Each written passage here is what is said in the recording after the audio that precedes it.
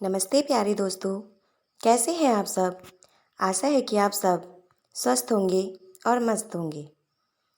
आज की हमारी कहानी का शीर्षक है सुनहरे पंखों वाली परी और राजकुमार। बहुत दूर 7 पहाड़ों और 7 नदियों के पार एक राज्य था, स्वर्णधरा। वह राज्य अपनी सुंदर बागों, महलों और इंद्रधनुषी झीलों के लिए प्रसिद्ध था। वहाँ के राजा का एक ही बेटा था, राजकुमार विवान। विवान बहुत बहादुर, दयालु और संगीत प्रेमी था।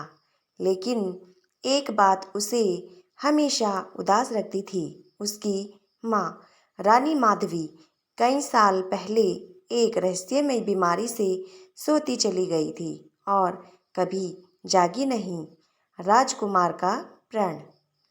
एक रात विवान ने अपने महल की सबसे ऊंची मीनार से तारों को देखते हुए कहा, माँ को जगाने का कोई उपाय जरूर होगा।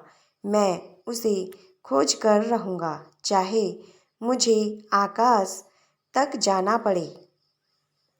उसी क्षण आकाश में एक चमकदार तारा टूटा और एक मधुर आवाज आई।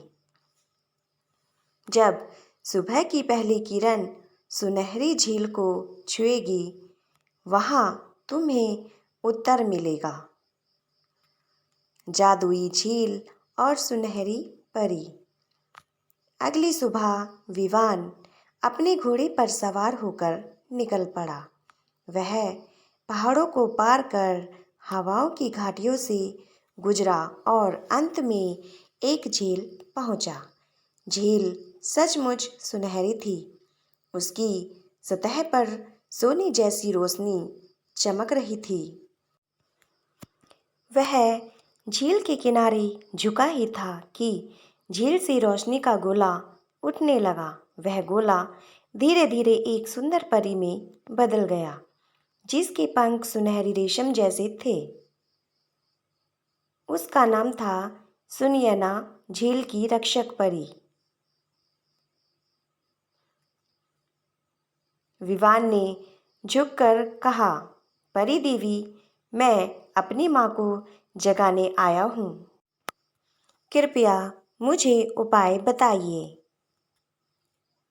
परी ने मुस्कुराते हुए कहा, राजकुमार, तुम्हारी माँ पर नींद का साप अंधकार की रानी ने डाला था। उसे तोड़ने के लिए तुम्हें 3 चीजें लानी होंगी। पहाड़ी चांदनी का आंसू, अग्नि फूल की पंखुड़ी और सत्य का दर्पण। लेकिन सावधान, इन तीनों की रक्षा 3 राक्षस करते हैं। पहली चुनौती, पहाड़ी चांदनी का आंसू। विवान सुनयना के साथ निकल पड़ा। वे चांदी की पहाड़ियों पर पहुंचे, जहां एक बर्फीला दानव था। दानव ने कहा, अगर तुम्हारा हृदय ठंडा है तो तुम्हें जमा कर रख दूंगा। विवान ने मुस्कुराकर अपने हाथों से एक घायल पक्षी को उठाया और कहा, मेरे दिल में दया है, ठंड नहीं। दानव पिघल गया और उसने आंसू सौंप दिए। दूसरी चुनौती, अग्नि फूल की पंखुड़ी। वे फिर ज्वालामुखी की घाटी पहुंचे। वहां लावा में लाल फूल चमक रहे थे। अचानक आग का राक्षस प्रकट हुआ।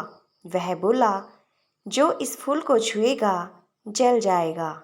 विवान ने सुनयना की और देखा, परी ने अपने सुनहरे पंखों से एक किरण निकाली जो आग को शांत कर गई। विवान ने सावधानी से पंखुड़ी तोड़ ली। तीसरी चुनौती, सत्य का दर्पण। अंत में वे एक रहस्यमय गुफा में पहुंचे। वहां हर दिशा में आईने लगे थे जो झूठे रूप दिखाते थे। एक आईने में विवान ने खुद को राजा के रूप में देखा। धन, सत्ता और वैभव से भरा हुआ। परी ने धीरे से कहा, सावधान, यही भ्रम का जाल है। विवान ने आंखें बंद की और कहा, मुझे अपने लिए कुछ नहीं चाहिए, बस अपनी माँ चाहिए। तभी आईने टूट गए और असली सत्य दर्पण उसके हाथ में आ गया। साप का अंत। विवान महल लौटा। उसने तीनों वस्तुएं रानी माधवी के पास रखी। सुनैना ने जादुई मंत्र बोला, प्रेम की अग्नि, दया की रोशनी और सत्य का दर्पण, मिलो और नींद को जगाओ। रानी की आंखें खुल गई। उन्होंने बेटे को गले लगाते हुए कहा, बेटा, तुम्हारे प्रेम और साहस ने मुझे लौटा दिया। अंतिम आशीर्वाद।